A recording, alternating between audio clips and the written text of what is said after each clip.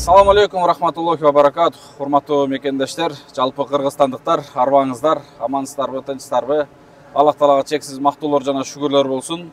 Мынакей кайрадан Аллах Тааланын каалоосу менен, Аллах Тааланын буйругу менен, Аллах Тааланын чакыруусу менен иншалла ушул кече күнү Мекке шаарында, Меккеде кичи ажылык умра ибадаттарын аткарып, мына бүгүн буйруса таң эрте багымдат намазында ушул Мадина жергесине келип калдык. Буйруса Мадинадагы пайгамбарыбыздын мечитинде турабыз. Албетте жалпы мекендештерибизден, жалпы кыргызстандыктардын жылуу саламын ушул пайгамбарыбызга жеткирдик иншалла.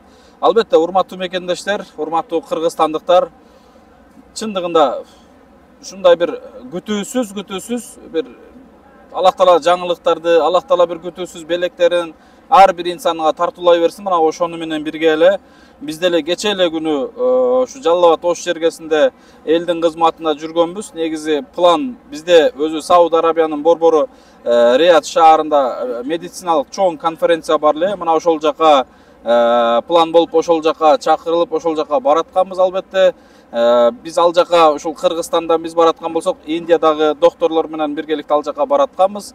Бирок мүмкүнчүлүктү Аллах Таала берди, Аллах Таала каалады, ушул жерге чакырды. Иншалла дагы да ушул кичи ажылык умра ибадаттарын аткарып алыштык Аллах Таала мүмкүнчүлүк берди. Шүгүрлөр болсун. Урматтуу мекендештер, урматтуу кыргызстандыктар, мен ар бир кыргызстандыкка, ар бир мекендештериме жана биздин Ак Ниет Аманат коомдук фондун колдоп жүргөн ар бир туугандарыма каалайт элем. Ушул Аллах Тааланын үйү болгон Мекке, Медина жергесине келип, кичи ажылык, чоң ажылык ибадаттарды аткарып кетиштикти баарыңыздарга насип кылган болсун иншалла. Жана үй бүлөңүздөр менен, бала чакаңыздар менен, келечектеги муундарыңыздарга да Аллах Таала насип кылган болсун. Жана жалпы дүйнө жүзүндөгү момундардын ушул жерде кылып аткан ибадаттарын Аллах Таала өз дарегинде кабыл кылган болсун иншалла. Заманыбыз, өлкөбүз тынч болсун. Жалпы жер бетиндеги момун мусулман бир туугандардын ушундай бир жашоосу тынч болсун иншалла. Жалпы момун мусулман бир туугандарыбызды Аллах Таала ушул өз үйү болгон Мекке, Мединага чакырган болсун иншалла. Ар бирине насип кылган болсун. Урматтуу туугандар, урматтуу мекендештер. Чындыгында караңыздарчы, не деген керемет жер, Не деген керемет жер. Өзүнчө эле бир мындай суктанып бүтпөй турган жер да. Анткени бул пайгамбарыбыздын мечитин, урматтуу туугандар, историясын окуп чыксаңыздар, чындыгында көзүңөн жаш токтобойт. Ал эми келген момун мусулман бир туугандарыбызды караңыздар, темеле дайрадай агылып, мына бирок баардыгы өз тартибинде, өз жолунда ибадаттарын аткарышып, бири-бирине эч кандай жолтоосу жок. Керемет сонун көз карашта ушундай ибадаттарын аткарып атышат. Баардык момун мусулман бир туугандарыбыздын ушул дуалары кабыл болгон болсун иншалла. Не деген керемет момундар, карагыла. Дүйнө жүзүнөн келген момундарды мына ушул биз Мадина, Меккеден көрө алабыз. Болгону, урматтуу мекендештер, урматтуу бир туугандар, караңыздар, өтө эле бир керемет чоң жер эмес.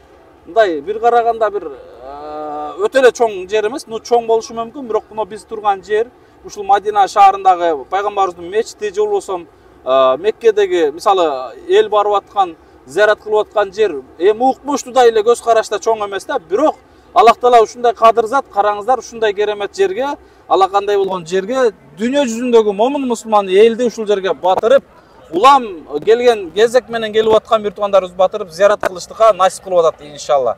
Албетте, баарыңыздарга каалайт элем, жана урматтуу мекендештер, дуада бололу. Ар бириңиздер үчүн биз дагы дуа кылдык иншалла. Жана дуадабыз. Буйруса биз бүгүн ушул Мадинадагы пайгамбарыбыздын дагы да ушул мечитинде кечке чейин ибадаттарыбызды аткарып, буйруса кечке амал Сауд Арабиянын борбору Рияд шаарына конференцияга чыгабыз. Эртеңден баштап 21, 22, 23 октябрь күндөрү бизде керемет ушундай бир конференциялар болот. Аллах Таалага ушундай бир дуа кылалы, балким бир күтүүсүз ошол жерден инвесторлор менен сүйлөшүп, бир мекенибизге, өлкөбүзгө, муктаж элибизге бир жакшы бир кабар, жаңылыктарды алып барыштыкты Аллах таалам насип кылган болсун. Ассаламу алейкум ва рахматуллахи ва баракатуху.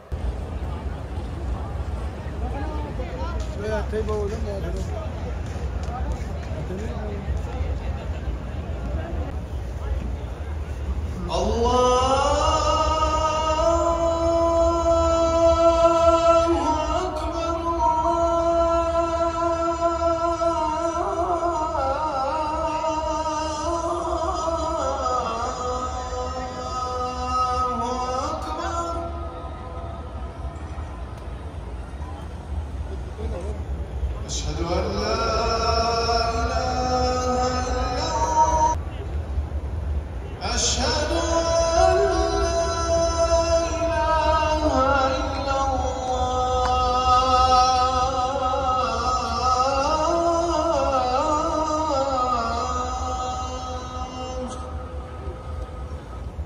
رسول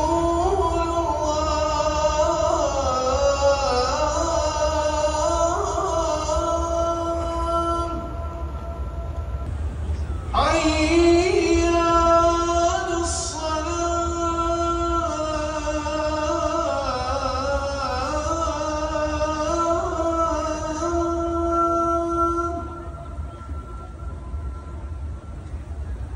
حي على الصلاة.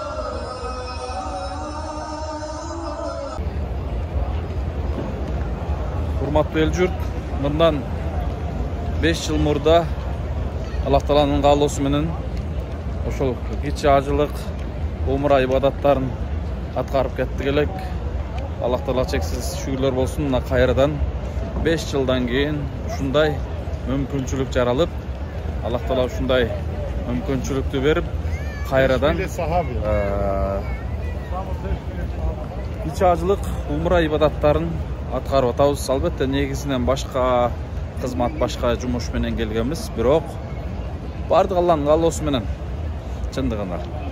Албетте мен ушул пайгамбарыбыздын мына жайында туруп, пайгамбарыбыздын мечитинде туруп, жалпыңыздар үчүн иншалла дуа кылабыз, көп-көп дуадабыз.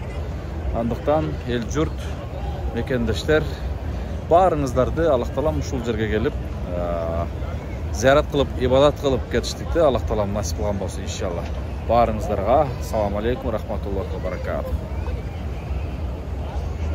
Пайгамбарыбыздын мечитинде, Мадина шаарындабыз. Аллах Таала чексиз бактылар жана шүгүрлөр болсун. Не деген керемет, не деген көз караш, не деген кооздук карагылачы, машалла.